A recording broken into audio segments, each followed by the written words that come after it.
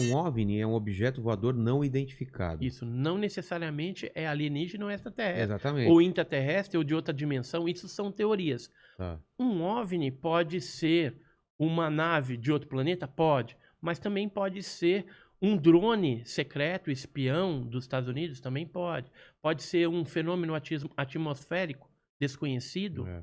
Pode. Pode ser uma confusão. De repente alguém vê um fogo-fato próximo a um cemitério, né? Que é bem comum. São umas chamas, é uma coisa esverdeada. Como que é? É meio esverdeado, azulado, Eu porque já vi esse negócio aí, gás assustador. metano, gás metano saindo de corpos putrefados ali, né? Então, aí você vê aquela imagem, de repente pode eventualmente confundir. Uma vez um amigo meu contou uma história que eles andando nessas estradinhas de terra, eles tomaram um susto.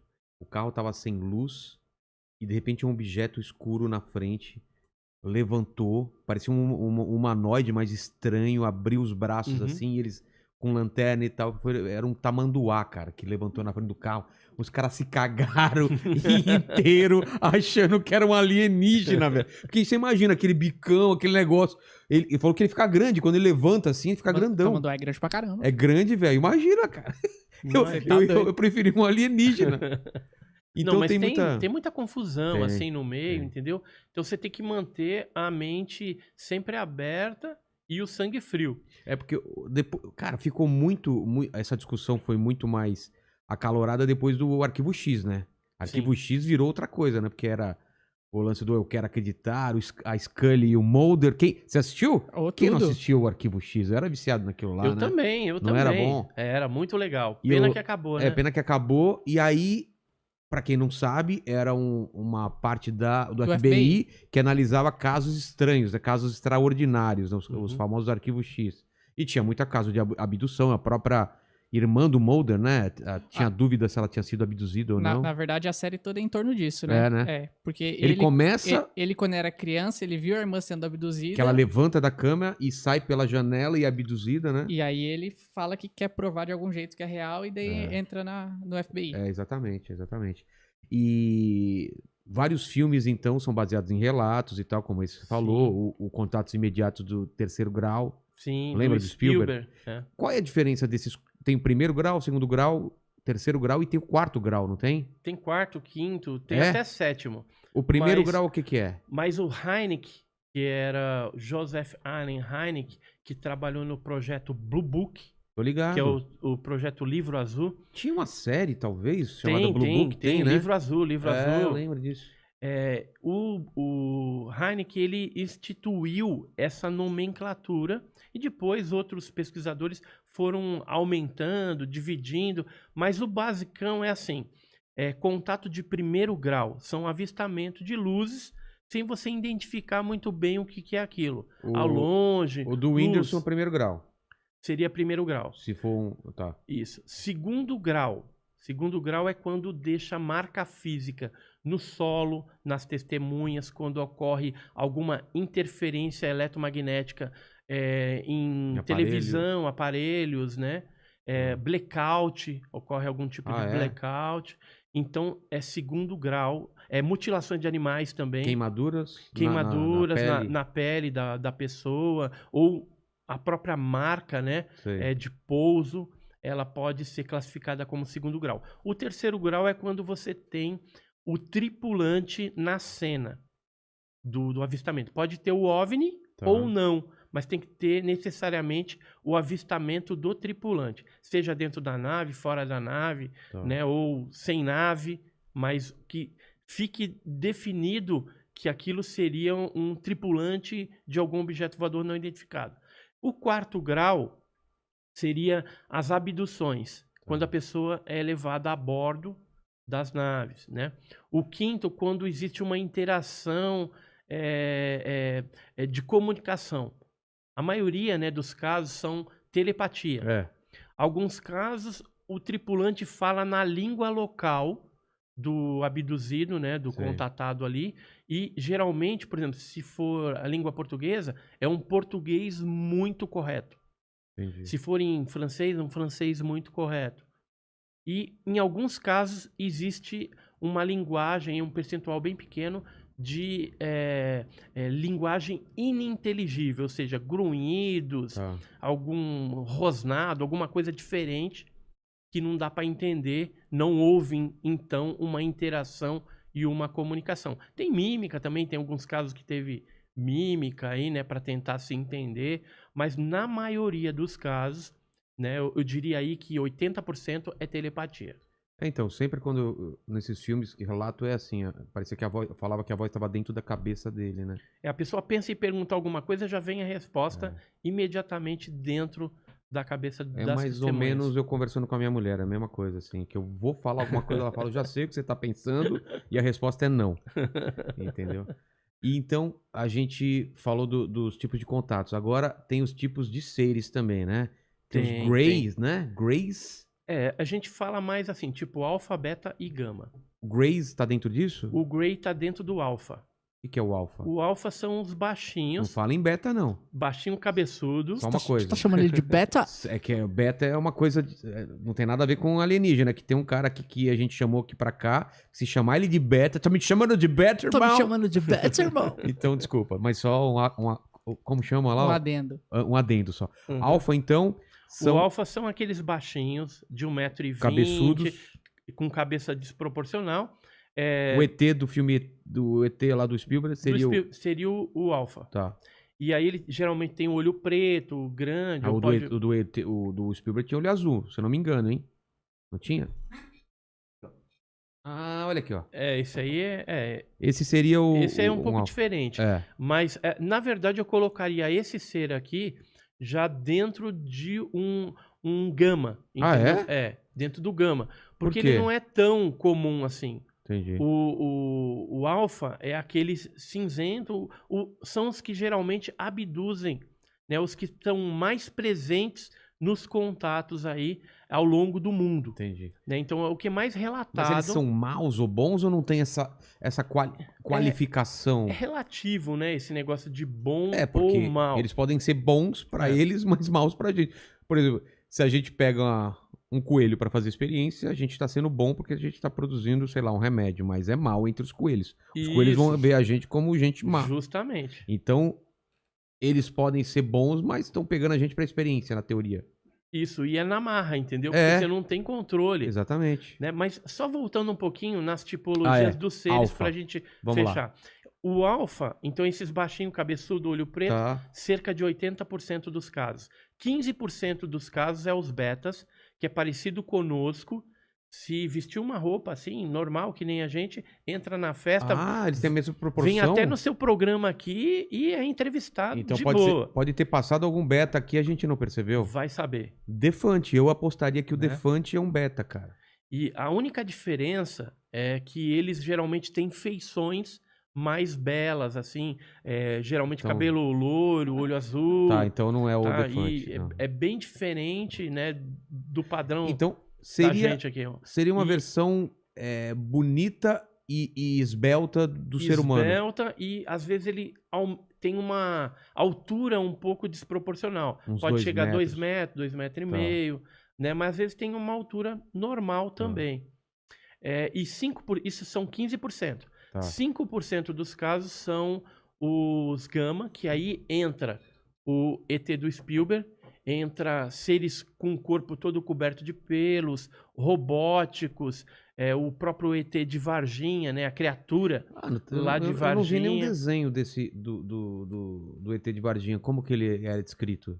Você não viu? Eu trouxe uma pasta com um desenho feito por um militar que capturou a criatura. Ele fez o desenho para mim, né, me contou a história, eu tô para ir para Minas para gravar com ele agora, ele contando como que foi a experiência de capturar essa criatura lá. Tá.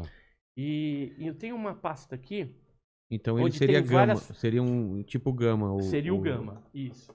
Ó, aqui a pastinha do caso do ET de Varginha tem várias fotografias. A ufologia, ela não é considerada ciência, né? Ó, esse aqui foi o desenho que ele fez da criatura. Então, ele não pode ser um alfa?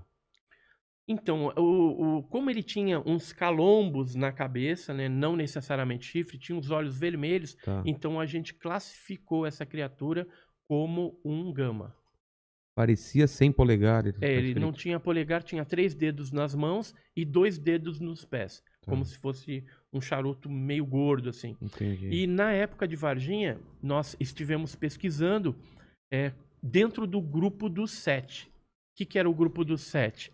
Eram 7 investigadores que tiveram acesso irrestrito a todo o material de Varginha. Depoimentos de militares do Exército, da Polícia Militar, do Corpo de Bombeiros, civis também. Então, esse grupo trocava informações naquela época e tinha acesso a tudo que era importante. Quem que era esse grupo? Era o Birajara Franco Rodrigues, de Varginha mesmo, ele morava lá, um advogado.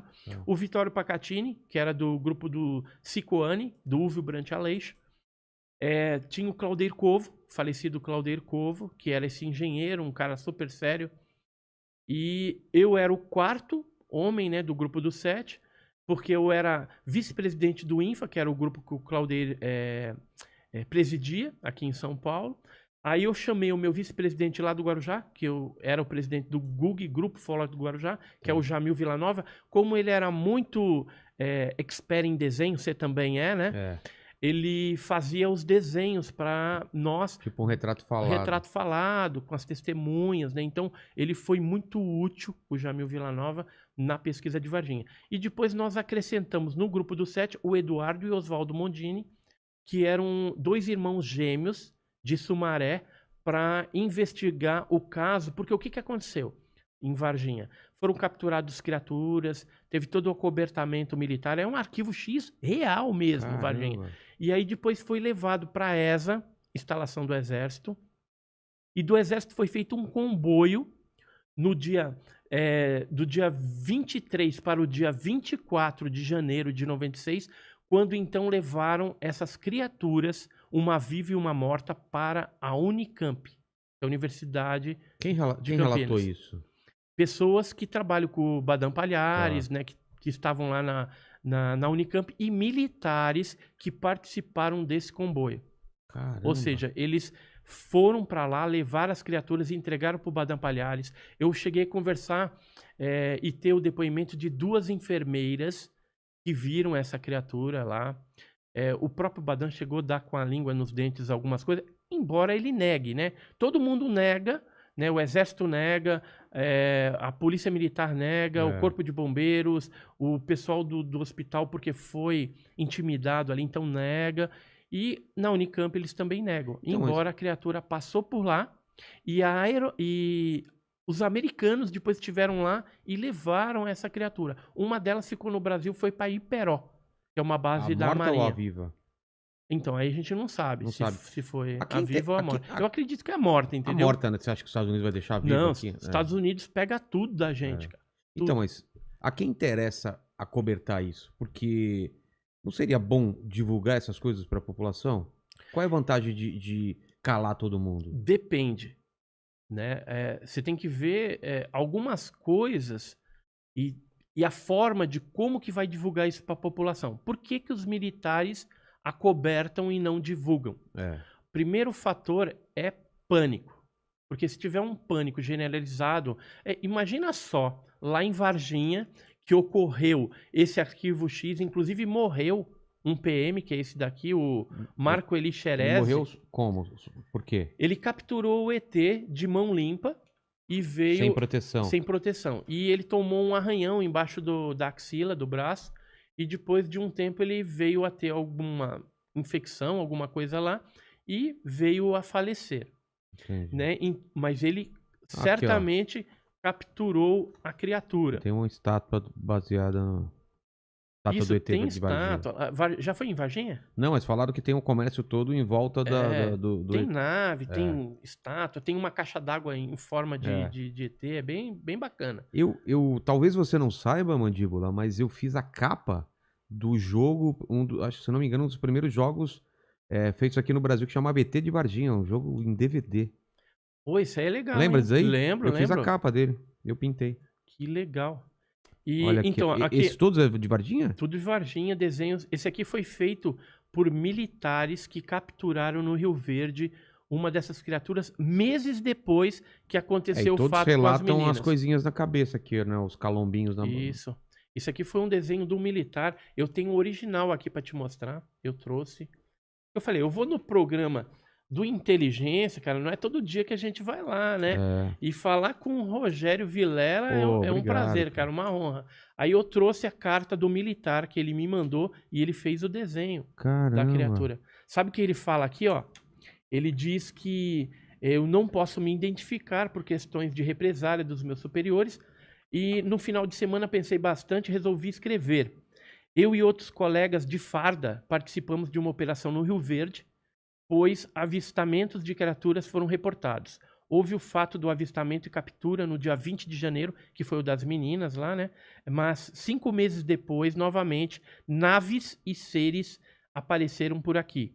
Eu e mais uma equipe com o sargento fizemos uma patrulha no rio e eu vi um estranho ser com características das primeiras capturadas. Faça um desenho no papel de seda para que o prezado pesquisador tenha detalhes do bicho. Era muito feio e vimos ela saindo na margem direita e correu para o mato. Devia ter 1,60 m de altura, era marrom escura, com olhos vermelhos e chifres, né? Ele acha que era chifres. Sim. Mas era uma espécie de calombinho.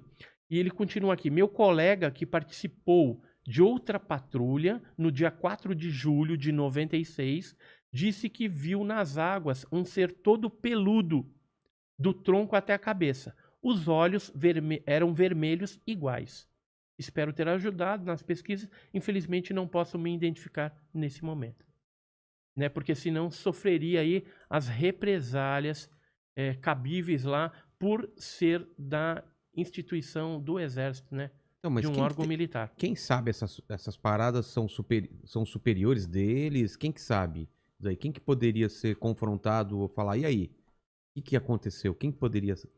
Então, na verdade, o que acontece? Muito do que se levantou de Varginha foi classificado como ultra secreto ou até acima. Então, esse tipo de classificação a gente não consegue ainda pedir a liberação. Mas o presidente pode? Ele tem acesso a isso? O presidente sempre tem acesso a casos ufológicos. Sempre. Então, vamos pedir uma coisa. Por exemplo, a Dilma, né, que era daquela época. Exatamente. Ela falou, eu respeito o negócio do ET de Varginha. Com certeza, ela foi informada a respeito do que estava acontecendo.